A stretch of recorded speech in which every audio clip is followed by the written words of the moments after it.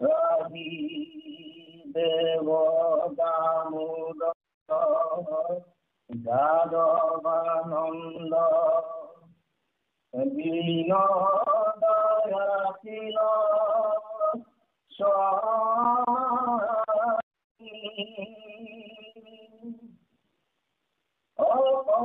অপরাহমিষ্টার তোমার শরণে শরণ কহিল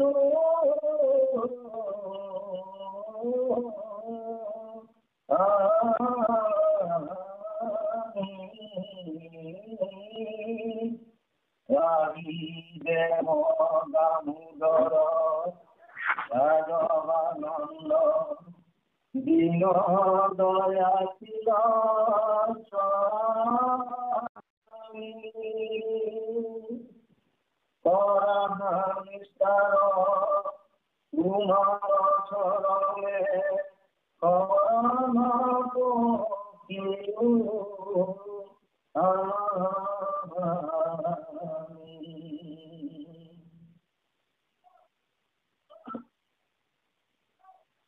কৃষ্ণ বিক্রম দেখি রিক্ষরাজ পরম বিস্ময় মনে স্বামী জানি ভুলিবে লাগিলা প্রণামী কৃষ্ণ শরণে জানি হুকুমাব জগত ঈশ্বর তুমি সনাতন হরি সমস্ত ভূতর তুমি প্রাণ বল জগতকে ধরি সস্তা রূপে সস্তা তুমি সর্বদ্রষ্টা উদ্ধারি ধরিলা ভূমি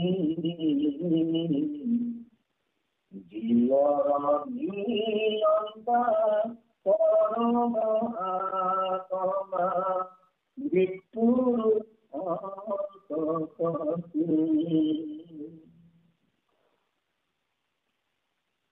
জানি রঘুনাথ জিতু দেব সীতার জগত বাকে করিলাম পয়ান দূর যার মহাকুধে কটাক্ষে কাছে সাগরে কল্লুল করে লঙ্কা কলা দিয়া মাঝে বাত দিলা দরিয়া আতি খাগরে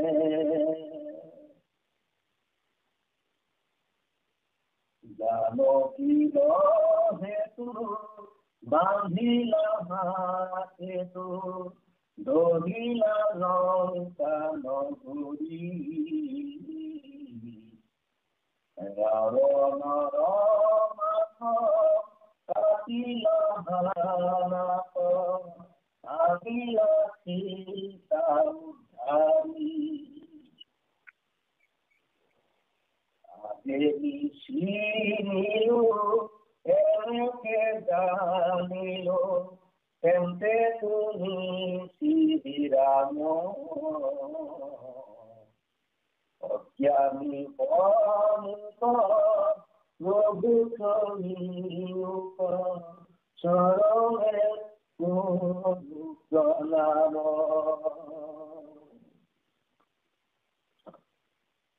এতে কবুলিয়া ননী দামন্ত আছে গীতাঞ্জলি করি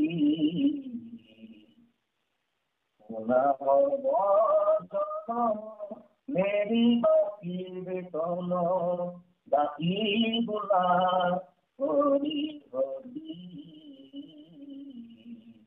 হরি রাম রাম কৃষ্ণ কৃষ্ণ মাধৱ মাধৱ মাধৱ আমাৰ জন্মচৰাৰ চুলে নামামি সন্ধানী সত্ৰত সমবেত হোৱা আজি আমাৰ মহাপুৰুষ কৃপালু গুৰুজনে আমালৈ দি যোৱা ভকতিৰ অমৃত বাণী সমূহ আমি কীৰ্তন কৰি আছো আৰু তাৰে আজি শ্যামন্ত হৰণৰ ভকত ভগৱন্তৰ লগত যুদ্ধ চিনি নাপায় যুদ্ধ আৰম্ভ কৰি দিলে আৰু পিছত নিজেই অনুমান কৰি উপায় কৰি নিজেই বুজি পালে আপুনি কথা পাতি থকা ব্যক্তিজনে আপোনাৰ কল হ'ল। গতিকে ভকতে অনুভৱ কৰিলে আৰু কৰি অনুতাপ কৰিলে কৰিবলগীয়া কাম কৰিলে নাজানি কৰিলে দোষ ৰেণুৰ সমান জানি শুনি কৰে দোষ মেৰুৰ সমান নজনাকৈ কোনোবাই কিবা এটা দোষ কৰিলে সেইটো তাৰ ৰেণুৰ সমান অৰ্থাৎ ক্ষুদ্ৰ হয় প্ৰাপ্ত কিন্তু জানি শুনি যদি কৰে তেতিয়াহ'লে সেইটো মেৰু পৰ্বতৰ সমান পাপ হয়। কৃষ্ণ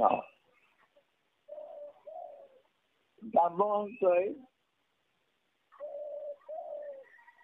ইমান যুদ্ধ কৰিছে আৰু যুদ্ধ কৰি দেখিছে যে তেওঁৰ ভৰিয়েদি ঘাম বৈ গৈছে গৈ তথাপিতো তেওঁ শক্তিহীন হৈ গৈছে ইমান বলৱন্ত জাম্বন্ত গতিকে এজন মানুহৰ লগত যুদ্ধ কৰিছে পথেৰ মনুষ্যগত বুলি কৈছিলে গতিকে তেওঁ কিয় এই যুদ্ধখনত তেওঁ ইমান দুৰ্বল কিয় হৈ গ'ল মানুহৰ হাতত যুদ্ধ কৰি পৰাজয় হৈ গ'লগীয়া হৈছে তেতিয়া তেওঁ অনুমান কৰিলে সন্ত মন যে এয়া নিশ্চয় মোক এইদৰে সামান্য মানুহ এজনে মোৰ লগত যুদ্ধ কৰিব নোৱাৰে মোক পৰাজয় কৰিব নোৱাৰে মই নিশ্চয় জানিলো যে মোৰ শ্ৰী আৰাধ্যদেৱ ৰামৰে অৱতাৰ হব এই কথাষাৰ তেওঁ অনুভৱ কৰিলে নিজে অনুভৱ কৰিলে ভকত কাৰণে তেওঁ অনুভৱ কৰিব পাৰিছে কথাটো গতিকে লহি দেৱ দামোদৰ যাদৱানন্দ দীন দয়াশীল স্বামী অকৰহু নিস্তাৰ তোমাৰ চৰণে শৰণ পখিলো আমি প্ৰাৰ্থনা কৰিলে হে প্ৰভু তুমি দীন দয়াশীল মোৰ স্বামী মই বুজি পালো গতিকে মোক তোমাৰ চৰণত ৰক্ষা কৰা প্ৰভু তোমাৰ চৰণত শৰণ কৰিলো কৃষ্ণৰ বিক্ৰম দেখি পৰম বিস্ময় মনে স্বামী হেন জানি গুলিবে লাগিলা প্ৰণামী কৃষ্ণ চৰণে কৃষ্ণৰ বিক্ৰম দেখি বুজি পালে এওঁ মোৰ স্বামী শ্ৰী ৰামচন্দ্ৰ, এই বুলি অনুমান কৰিব পাৰি কৃষ্ণৰ চৰণত শীত হৈ কবলৈ লাগিলে, জানিলো তোমাক জগতৰ ঈশ্বৰত তুমি সনাতন হৰি, সমস্ত ভিতৰত তুমি প্ৰাণ বল জগতকে আছা ধৰি। এই মহা জ্ঞান, এই তত্ত্ব জ্ঞান তেওঁৰ উপলব্ধি হৈ গল। মই জানিলো তুমি জগতৰ ঈশ্বৰ, তুমি সনাতন হৰি, যাৰ কাহানিও অন্ত নাই, সদায় থাকে, সেয়ে সনাতন। আৰু সমস্ত ভিতৰত তুমি প্ৰাণ বল, যিমান ভূত জগতত যিমান প্ৰাণী আছে সকলোৰে প্ৰাণ তুমি, বল শক্তি তুমি, আৰু সমস্ত জগতৰে ধাৰক তুমি, সমস্ত জগতক তুমি ধৰি আছা। স্ৰষ্টাৰ স্ৰষ্টা তুমি, সৰ্বদ্ৰষ্টা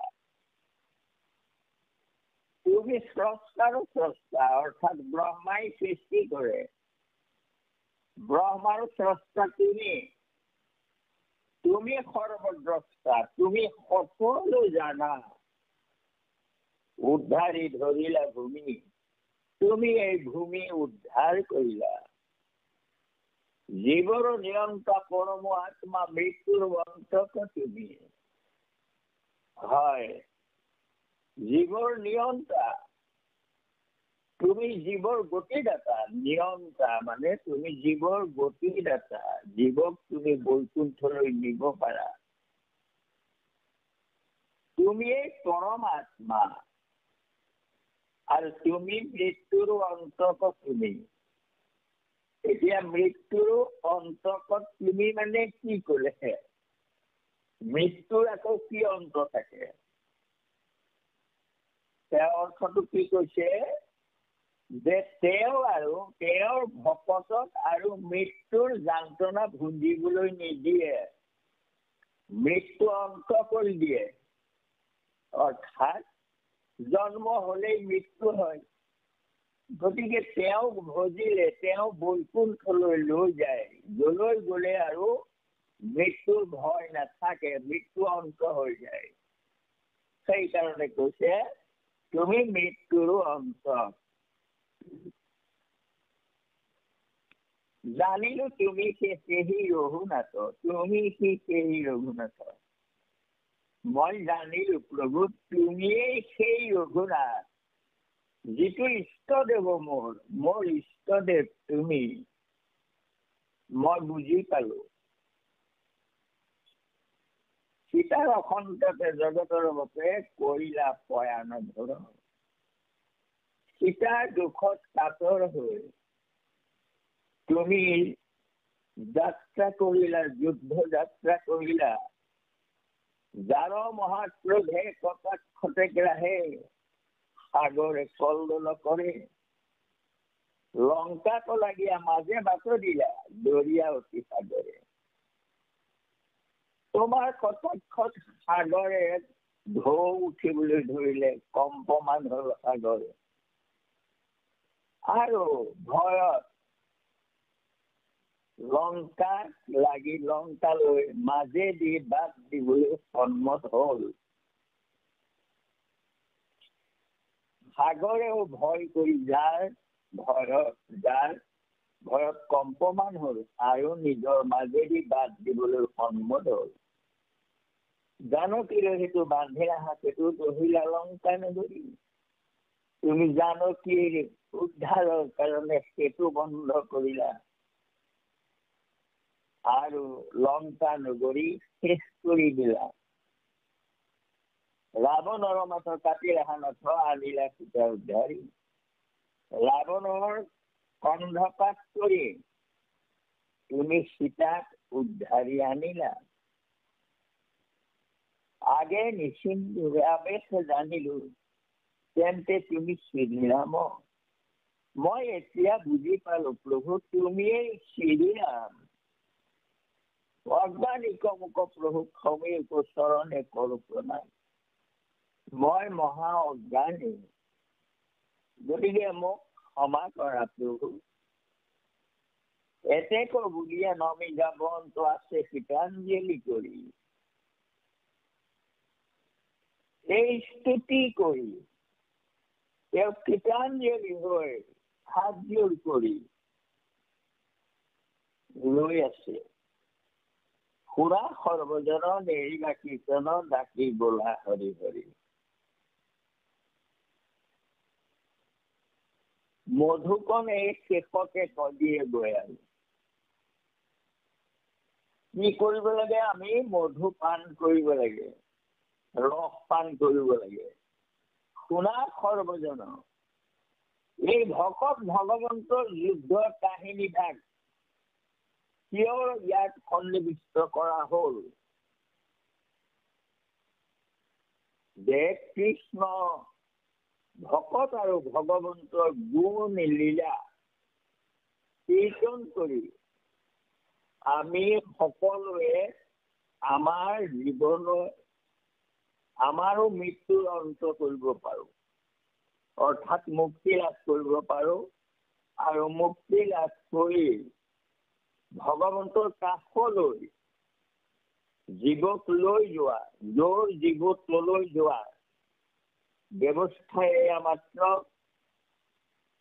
তেওঁৰ গুণ আৰু লীলা প্ৰকাশ কৰিছে আৰু সেই গুণ লীলা গাই গাই আমি হৰি হৰি বুলি আমাৰ মৃত্যু আমি অন্ত কৰি দিব পাৰো ভগৱন্তই আমাক কৃপা কৰিব আৰু আমি মৃত্যুঞ্জয়ী হ'ব পাৰিম অৰ্থাৎ জন্ম হলে মৰিব লাগিব জন্ম নোহোৱাটোৱেই মৃত্যুঞ্জয়ী বুলি কোৱা হয়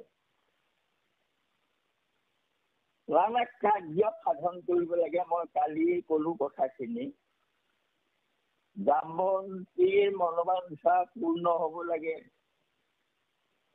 অন্য হাতেদি ভকত আৰু ভগৱন্তৰ এই যুদ্ধখন দেখুৱাই তেওঁৰ কীৰ্তন সেয়াকে কীৰ্তন কৰি আমি আমাৰ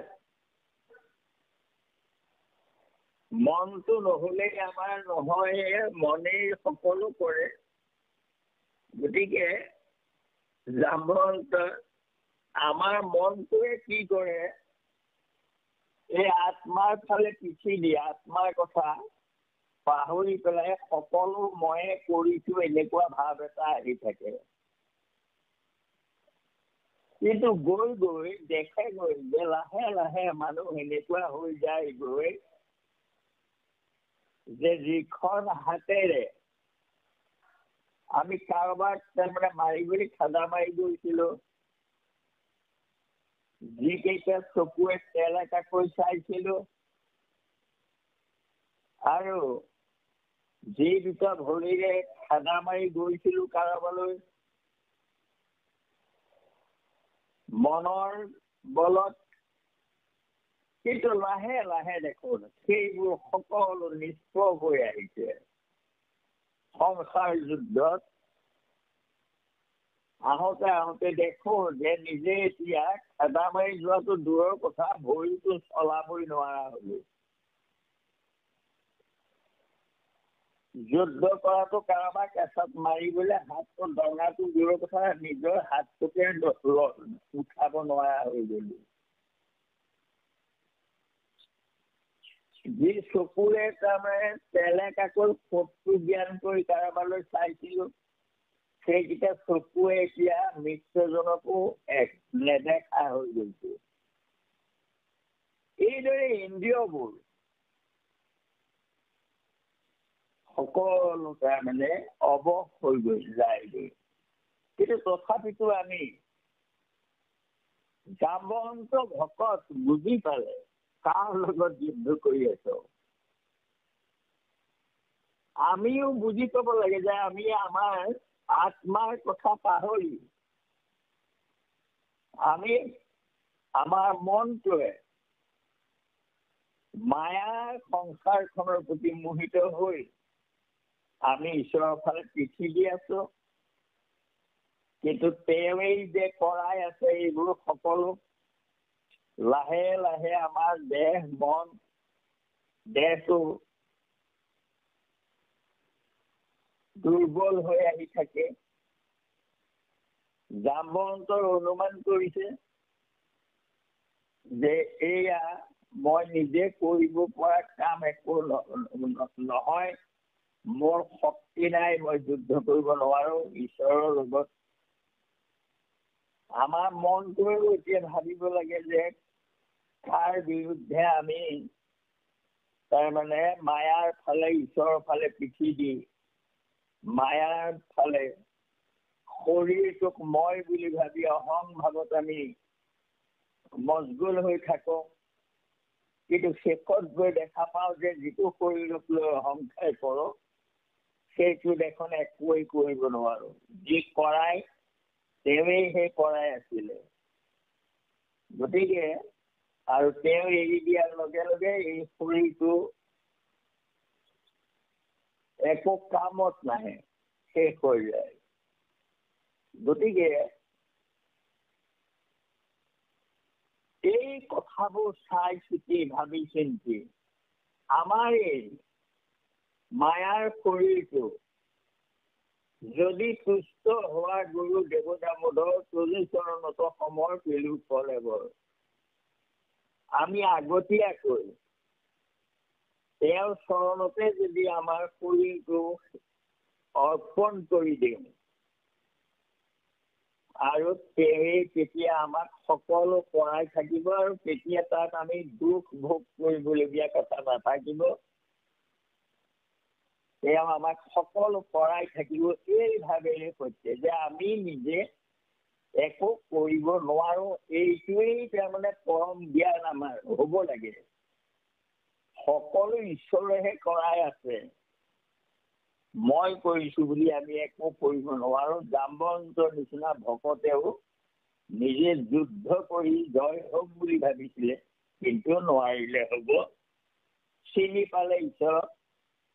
আৰু আমিও সেইদৰে সংসাৰ যুদ্ধখনত আমি ঈশ্বৰৰ বিৰুদ্ধে সংগ্ৰাম কৰি আছো, আত্মাৰ বিৰুদ্ধে, দেহৰ সপক্ষে। গতিকে তেৱেই যে আমাক এইবোৰ কৰাই আছে সেই কথাটো কিন্তু আমি উপলব্ধি নকৰো। যে কি নহওক এইখিনি কথা আমি নিজে বুজি পাব লাগে। বুজি পাই আমি ধন টকা পইচা ঐশ্বৰ্য বিভূতি এইবোৰৰ মোহত পৰি আমি আমাৰ আত্মাৰ ফালে পিঠি দিব নালাগে। আৰু জাম্বন্তৰো সেয়া মণিটোৰ কাৰণে যুদ্ধ কৰিছে। মণিটোৰ প্ৰতি তেওঁৰ মোহ এটা আছিলে, সেইকাৰণে তাৰমানে ঘায়ে যি কলে সেইমতে আহি যুদ্ধ লগাই দিলেহি। তেওঁতো ক'ব পাৰে যে কিনো এইটো মণিটোনো কি দৰকাৰটো আছে, এইটো কোনোবাই দিবলৈ আহিছে, কিয় আহিছে। তেওঁ কথা বতৰা পাতি তাৰমানে হেৰি কৰি আছে যে এই মণিটো মই এনেকেহে পাই আনিছিলো। কিন্তু সেই তেওঁ মণিটোৰ প্ৰতি এটা মোহ আছিলে, থকাৰ কাৰণে যুদ্ধখন কৰিলে।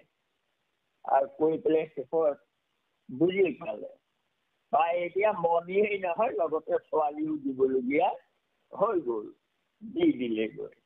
এয়াই ঈশ্বৰৰ লীলা। এইবোৰৰ পৰা আমি এই কথাটোৱেই ভাবিব লাগে। অসন্ত অসত্য ধন টকা পইচা ইত্যাদি শৰীৰটো অসন্ত। আমি আত্মাৰ কথাহে ভাবিব লাগে, আত্মাই কৰাইছে এয়া ভাবি আমি ভকতি কৰিব লাগে। যে কি নহওক আজি ইয়াৰ কথা ইমানতে সামৰিছো। আৰু কালি যে মই কৈছিলো হনুমন্তৰো লগত আছে কথা, সেই যে গৰুক সাক্ষীয়ে ঢাকি ধৰিছিলে আৰু কৃষ্ণৰ ৰূপটোত সেৱা কৰি বেলেগ তাৰমানে ৰামে সেৱা কৰিছিলে কৃষ্ণৰ ওপৰত। আৰু তেতিয়াই তেওঁ কৈ থৈছিলে যে ধনুৰ্বাণ গুচাই বাং ইচি দিলি কৰে, তই মোৰ ৰাম প্ৰভুৰ তাৰমানে অস্ত্ৰ ধনুৰ্বাণ এৰুৱাই তই হাতত বংশীটো দি চালি। ময়ো প্ৰতিজ্ঞা কৰিছো কৃষ্ণ অৱতাৰ হ'ব নহয়, তেওঁ ভকত, তেওঁ জানে কথা। এতিয়া মই ইয়াৰ হৌটো তুলিম। এই গৰুদ্ৰক কৈ থলে। আৰু তাৰপিছত যেতিয়া কৃষ্ণ অৱতাৰ হ'ল, প্ৰভু ভগৱন্তই কাৰো অহংকাৰ সহ্য নকৰে। তাসম্বাৰ দৰ্প হৰিবে মনে ভৈলা অন্তৰ্ধানত ৰৈছে তৎক্ষণে। গোপীবোৰৰ অহংকাৰ হৈছিলে, হোৱাৰ কাৰণে অন্তৰ্ধান হৈ গ'ল। ঠিক তেনেকৈ প্ৰভু ভগৱন্তৰ নিজৰ অস্ত্ৰ সুদৰ্শনৰো অহংকাৰ হৈছিলে। অন্যহাতে গৰুৰৰ অহংকাৰ যে তেওঁৰ নিচিনা বলৱান আৰু কোনো নাই, তেওঁ ভগৱন্তৰ বাহন, তেওঁৰো অহংকাৰ। অন্যহাতে সত্যভামাৰ অহংকাৰ যে মোকহে কৃষ্ণ আটাইতকৈ ভাল পায়, মই যি কৰো তাকে শুনিলে। ৰুক্মিণীক আপাহাই দিছিলে পাৰিজাত ফুল, মোক গছে সৈতে আনি ৰুই দিলেহি, মইহে তেওঁৰ আটাইতকৈ প্ৰিয়। এই বুলি ভাবি তেওঁৰো অহংকাৰ হ'ল। এইবোৰ গোটেই অহংকাৰবোৰ একেলগে তাৰমানে চূৰ্ণ কৰাৰ এটা ব্যৱস্থা কৰিলে। কৰি হেৰিয়াক গৰুদ্ৰক কলে যে গৰু, তুমি মোক এটা কাম কৰি দিয়াচোন। কি? মই এই পূজা কৰিবলৈ, তাৰমানে পূজা কৰে দাপৰ যুগত পূজালে মোৰ কেইটামান নীল পদ্মৰ প্ৰয়োজন হৈছে। তুমি সেই আমুক জেগাত সৰোবৰ এখন আছে, তালৈ যোৱা, তাতে পদুম আছে, সেই পদুম তাৰ পৰা তুমি ছিঙি লৈ আহাগৈ, মোৰ দৰকাৰ আছে।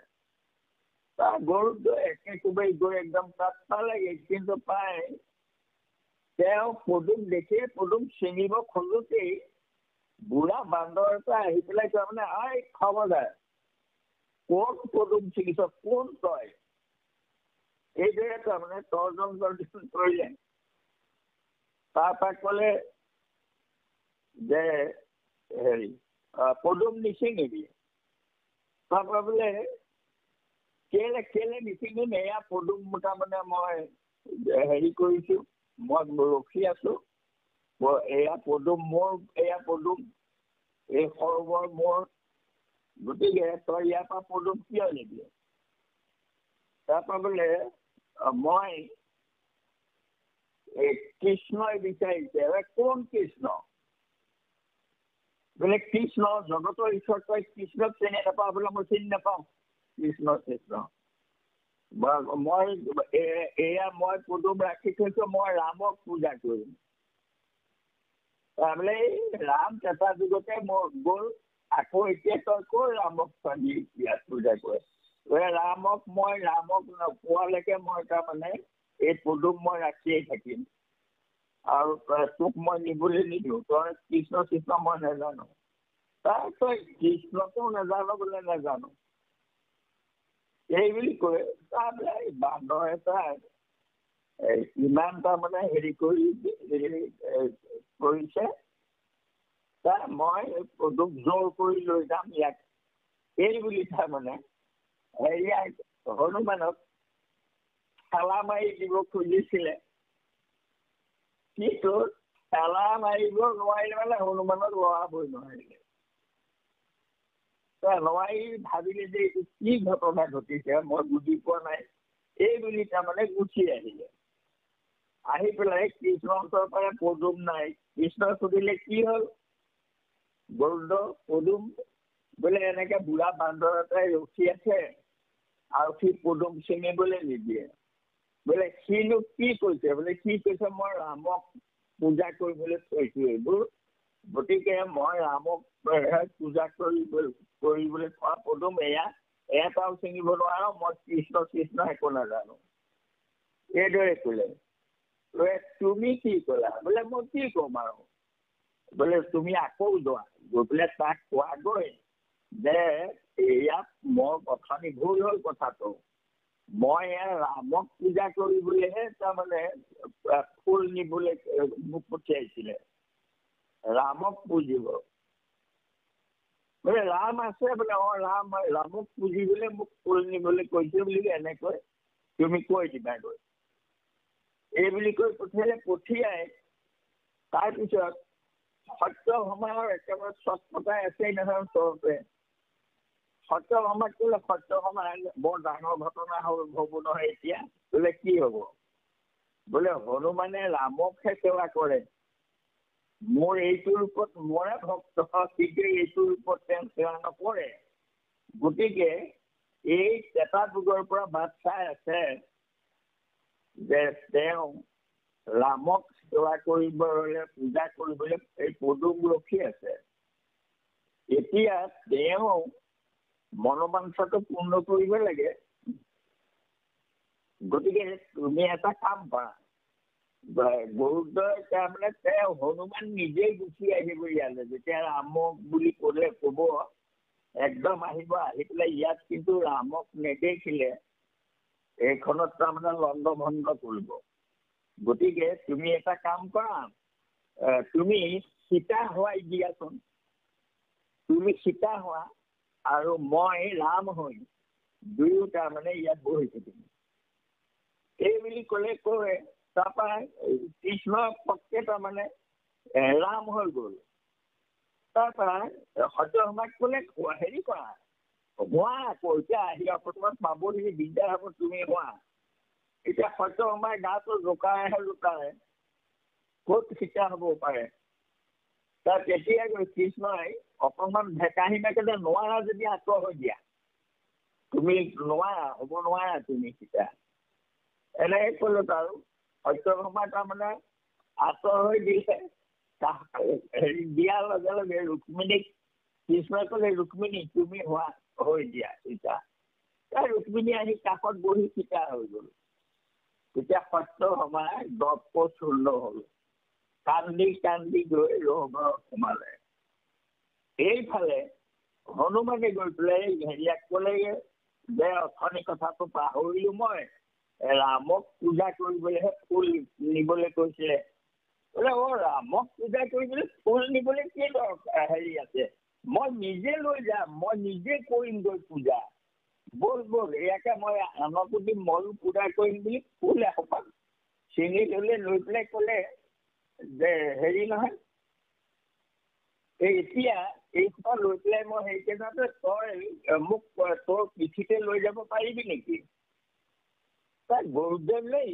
বান্দৰটো মই তোক নিব নোৱাৰিম কেলে আকৌ মই বৰ গধুৰ আকৌ মোক তই নিব পাৰিবি জানো কেলে নোৱাৰিম মই জগতৰ ঈশ্বৰক লৈ ফুৰিব পাৰোঁ তই তেওঁকেও গধুৰ নে এই বুলি কোৱাতে তাৰপৰা হনুমানক ক'লে উঠ মই লৈ যাম তোক নিব নোৱাৰিম বান্দৰটো হনুমানে লাহেকৈ জাপ মাৰি এই হনুমান হেৰিয়াৰ তাৰমানে গৰুটোৰ সব ডিঙিটো মাটিত লাগি গ'ল গৈ তাৰপৰা একদম কেঁচাই কেঁচাই ক'লে নাম মই তোক নিব তই ইমান গধুৰ যে মই নোৱাৰো নিব তই নাম তেতিয়া গৰুদ্বক কি কৰিলে যে ঠিক আছে মই আকাশ গতিত যাব পাৰোঁ মই তই নিব পাৰ বুলিহে উঠিছিলোঁ হ'ব তোক তেওঁ বেগত মই যাব পাৰিম তো এই বুলি তাৰমানে পাখি দুটা জপাই পেলাই কাষুৰি তলত তাৰমানে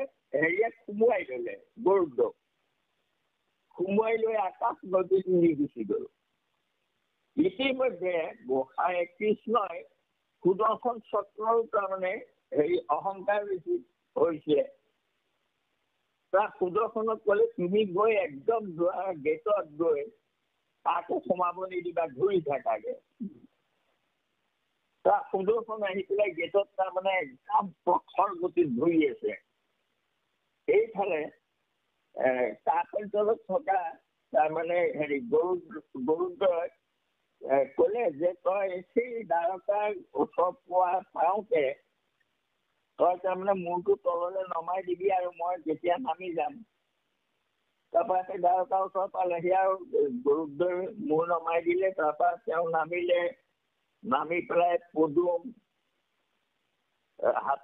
দুই হাতত পদুম, কাষৰ তলত তাৰমানে গৰুদ্ৰ আহি দেখিলে একদম বোলে এইখন কি ঘূৰি আছে সুদৰ্শন ঘূৰি আছে মকৰা জালৰ দৰে এইখন কি ঘূৰি আছে।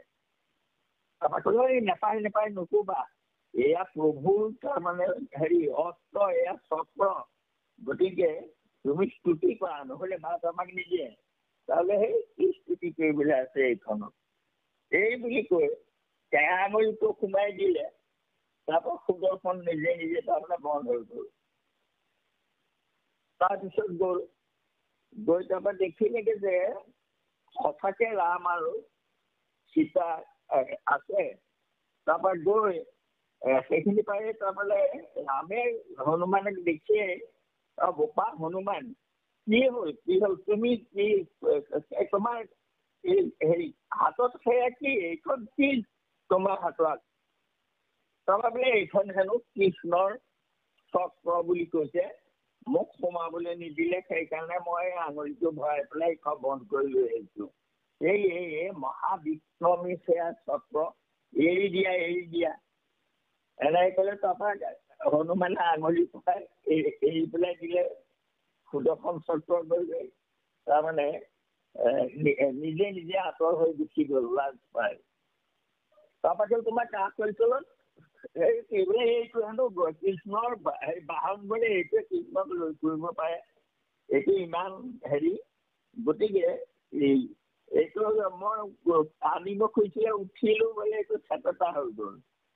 সেইকাৰণে কাষ অঞ্চলত তাক ভৰাই লৈ পেলাই এই পথৰ নিৰ্দেশনাটো দিবলৈ কৈ এনেকে লৈ আহিলো। নাপায় হনুমান, এনেকুৱা নকৰিবা, তুমি এয়া গৰুদ্ৰ মহাপৰাক্ৰমী, গতিকে তুমি তেওঁক এৰি দিয়া। তাৰপিছত গৰুদ্ৰকো কাষৰ দলৰ পৰা এৰি দিলে। গৰুদ্ৰ তাৰমানে গুচি গ'ল লাজ পাই। তাৰপিছত সীতা আৰু ৰামক তাৰমানে পূজা কৰিলে। তেওঁ কৰি মেলি লৈ ইতিমধ্যে সীতাই তাৰমানে পূজাৰ অন্তত তেওঁক খাবলৈ পায়স ইত্যাদি কিবা কিবি আনি তাৰমানে দিলেহি। তাৰপৰা দিওঁতে হনুমানে দেখি পেলাই তাৰমানে দিছিলে, সেয়া দেখি যে প্ৰভু মই ত্ৰেতা যুগৰ পৰা বাট চাই আছিলো, এতিয়ালৈকে মই বাট চাই আছো, তুমি মোক কেতিয়া আকৌ লগ পাই এইকণ মোক পায়স খাবলৈ দিব লাগেনে? তাক ক'লে হনুমান তুমি নকৰিবাচোন বাৰু, খোৱা, তুমি যিমান খোৱা সিমান দিম, তুমি খোৱা। হনুমানে একেবাৰে আনন্দ মনেৰে খাবলৈ লাগিলে। এইফালে এগঢ়া খাই তাত তাৰমানে দুগঢ়া হয়। এইদৰে গৈ গোটেই তাৰমানে পায়স বাঢ়ি গৈ থাকিলে, যিমানে খালে সিমানে বাঢ়িলে। তাৰপিছত গৈ হনুমানে ক'লে প্ৰভু হৈ গ'ল, মই আৰু খাব নোৱাৰো। বোলে তুমি এতিয়া মোৰ প্ৰসাদ খাব নোৱাৰিলেও সেয়া পেলাই দিবানে? যি হয় হ'ব, তুমি সেয়া টপলা বান্ধি লৈ যোৱা, তুমি তোমাৰ উৎকৃষ্টহে, তুমি নিজে খাবগৈ পাৰিবা, লৈ যোৱা। তাৰপৰা হনুমানে আৰু পাঁচখন আকৌ তাৰমানে টপলা এটা বান্ধি পেলাই থলে। থৈ আৰু কথা বতৰা পাতি সেৱা সৎকাৰ কৰিলে, গোসাঁয়ে মৰম কৰিলে, আৰু পূৰ্ব তাৰমানে ৰাম অৱতাৰত কৰা গুণবোৰৰ কথা সোঁৱৰাই দিলে। সকলো তুমি মোক এনেকুৱা কৰিলে, তেনেকুৱা কৰা। আৰু হনুমানেতো আৰু সঁচাকে ৰাম বুলিয়েইতো কৰি আছে। তাৰপিছত এইদৰে থাকি আৰু বহুত দেৰি থকাৰ পিছত যাবলৈ ওলালে। প্ৰভু এতিয়া মোৰ হেঁপাহ পলালে, আৰু মই এই পদুমে তোমাক পূজা কৰিবলৈ থৈছিলোঁ, এয়া কৰিলোহি। এতিয়া মোক অপৰাধ হৈছে যদি ক্ষমা কৰিবা। নহয় গোপাল, ক'ৰ অপৰাধ হ'ব? তুমি মোৰ মহাভক্ত, গতিকে তুমি হ'ব যোৱা। তাৰপৰা হনুমান এনেকে উলটি যাব খোজোতে তাৰপৰা ক'লে হনুমান, তুমি প্ৰসাদখিনি লৈ যোৱা। তাৰপৰা হনুমানে হয় প্ৰভু, মই পাহৰিছিলোৱে বুলি টপলাটো দাঙি দিলেনো তাৰমানে কিমান কণ্ট্ৰল লাগে এনেকে হাতেৰে দাঙিব খোজোতে তাৰমানে লৰ চৰেই নোহোৱা হ'ল সেই টপলাটো পায়সৰ। তাৰপৰা তেতিয়া দেখিলে যে পুৰা এটা হাতে নোৱাৰি, তাৰপৰা দুইটা হাতে দাঙিব খুজিলে, তেতিয়াও নোৱাৰে। তাৰপিছত তেতিয়া একেবাৰে তাৰমানে নেগুৰিলে সৈতে পকাই পেলাই দুইটা হাতেৰে গবা মাৰি ধৰি ইমান চেষ্টা কৰিলে লৰাব নোৱাৰা হ'ল।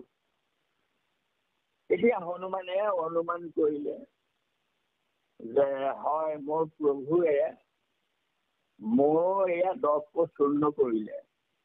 এই বুলি হনুমানে তাৰমানে কান্দি পেলাই হাত জোৰ কৰি এই ৰাম ৰূপী কৃষ্ণক ক'লে, প্ৰভু মই বুজি পাইছো, বহুত দিন তোমাৰ ভকতিৰ পৰা আঁতৰ হৈ থাকি মোৰ অহংকাৰ হ'ল। সেইকাৰণে মই তোমাৰ প্ৰসাদকো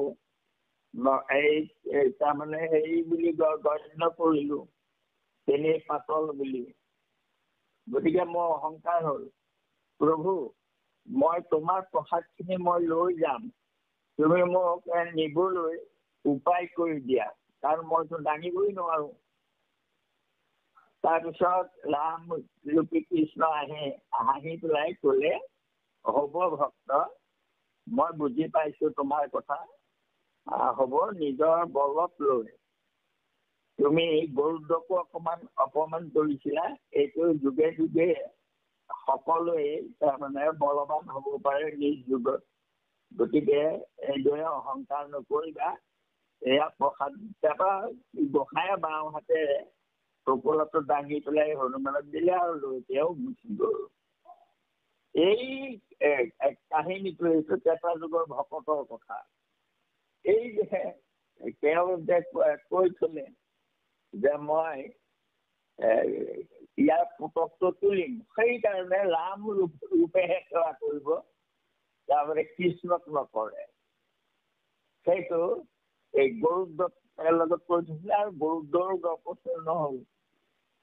এইদৰে আৰু ভগৱন্তৰো তাৰমানে নিজৰ অস্ত্ৰ সুদৰ্শন চক্ৰ গৰুড়, এওঁলোকৰ লগতে সত্যভামাৰ অহংকাৰ দৰ্পও চূৰ্ণ কৰিলে। ভগৱন্তই ভকতৰ অহংকাৰবোৰ খাই পেলাই অহংকাৰ মুক্ত কৰে। অৰ্থাৎ এই অহংকাৰ ভাৱটোৱে হ'ল তাৰমানে শৰীৰটোৰ ওপৰতে অহংকাৰ মানুহৰ। মই দেখিবলৈ ধুনীয়া, মই বলৱান, মই শক্তিমন্ত, এইবোৰ এই অহংকাৰবোৰ থাকিব নালাগে। কাৰ কাৰণে শক্তিমন্ত হৈ আছো? যিজন অৰ্জুনে তাৰমানে নিপাত কবচাদী দৈত্য পৰ্যন্ত, কৰ্ণ পৰ্যন্ত, ভীষ্ম পৰ্যন্ত সকলোকে আঘাত কৰি পেলাই দিছিলে। সেইজন অৰ্জুনে কৃষ্ণই এৰাৰ পিছত গৰখীয়া লৰাই হালোৱা চাৰিৰে কোবাই পেলাই তেওঁ তাৰমানে হেৰিয়াৰ পৰা তাৰমানে বোৱাৰীখিনি লৈ গুচি গ'ল। গতিকে এনে কাৰ কাৰণে বলিয়ান? কৃষ্ণই অৰ্জুনে সেইকাৰণে অনুতাপ কৰি খুব কান্দিলে। পিছত কৃষ্ণ অবিহনে অৰ্জুন শক্তিহীন। আৰু আমিও সেই জ্ঞানবোৰ ল'ব লাগে যে তেওঁহে আমাক শক্তিটো দি ৰাখিছে। গতিকে যাৰ জহত শাক খেন্দো তাকে পাতৰ মুকুৰ নাৰায়ণ বুলি হয় আমাৰ কথাটো। আত্মাই কৰি আছে সকলো, গুৰুজনে দি থৈ গ'ল সকলো, কিন্তু আমি দি থৈ যোৱা বস্তুটো শুদ্ধভাৱে গ্ৰহণ নকৰো। বা আমাৰ দেহ জ্ঞানটো আমাৰ বেছি হৈ থকাৰ কাৰণে দেহকে মই বুলি ভবা এই গুণটো আমি সম্পূৰ্ণ এৰিব পৰা নাই। কিছু কিছু আমি ত্যাগ কৰিছো বাৰু, কিন্তু সম্পূৰ্ণ এইটো একেবাৰে চাৰেণ্ডাৰ, মোৰ একোৱেই নাই, সব তুমি কৰা, এটা কৰাই থাকা, কি কৰা, ভাল কৰালেও কৰা, বেয়া কৰালেও কৰা, এই যে সাহসটো আমাৰ আহিবগৈ লাগিব। তেতিয়াহে আমি নিজে কৰিছো এই ভাৱটো আমাৰ সম্পূৰ্ণ নাইকিয়া হ'ব লাগিব, তেতিয়াহে ভকতি সিদ্ধ হ'ব।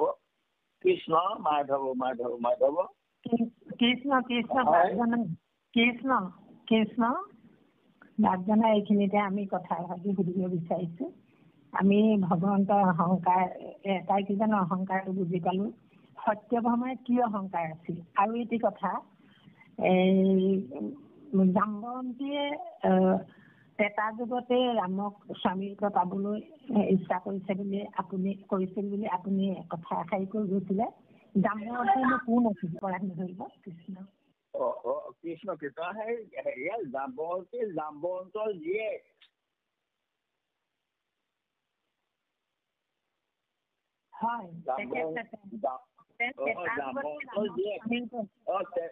কেঁচা যুগতে তেনেকৈয়ে যেনেকে হেৰিয়াৰ তাৰমানে সূৰ্যৰ হেৰিয়াতে বিভৎসত মনোদিনতে তাৰমানে কালিন্দী জন্ম হৈছিলে, সূৰ্যৰ জীয়েক। আৰু সেই সূৰ্যৰ কালিন্দীয়ে তেতিয়াই তাৰমানে এই ঈশ্বৰক স্বামী পাবলৈ তেওঁ তেতিয়াই তাৰমানে কামনা কৰিছিলে। আৰু গতিকে সূৰ্যৰ মনোবাঞ্ছা পূৰ্ণ কৰিবৰ কাৰণে তেওঁক তাৰমানে সেই কালিন্দী হ্ৰদত তাৰমানে হেৰি সাজি দি পেলাই তাতে থৈছিলে, তুমি ইয়াতে সেই কৃষ্ণ ভগৱানক লগ পাবা। গতিকে এতিয়া ঈশ্বৰৰ কাৰণে সেইবোৰ আৰু একো কথাই নহয়। আমাৰ কাৰণে যিটো আমি হেৰি বুলি ভাবো, আমাৰ এবছৰটো দেৱতাসকলৰ তাৰমানে হেৰি এদিন হয়। আকৌ দেৱতাৰ তাৰমানে এবছৰটো হেৰিয়া ব্ৰহ্মাৰ এদিন হয়। আকৌ ব্ৰহ্মাৰ এবছৰটো ভগৱন্তৰ কাৰণে এদিন হয়। গতিকে সেইকাৰণে এতিয়া আমি যিটো সময়ৰ লগত কথা পাতো, এইটো সময়ৰ কথা যুগে যুগে বেলেগ বেলেগ হৈ আহি আছে। গতিকে সেইটো আমি চিন্তা কৰিবলগীয়া কথা নাই। আৰু কি অহংকাৰ কাৰ কথা ক'লা? সত্যভামা কি অহংকাৰ আছে?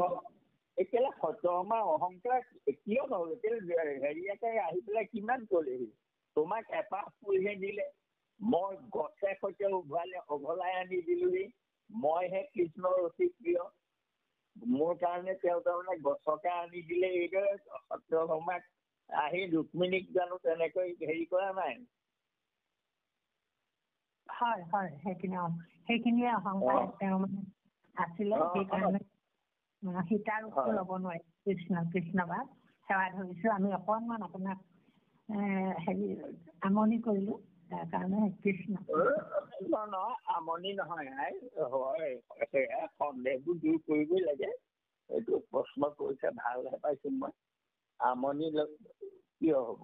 আমনি নহয়। কৃষ্ণ বা বান্ধৱ সমস্ত আমি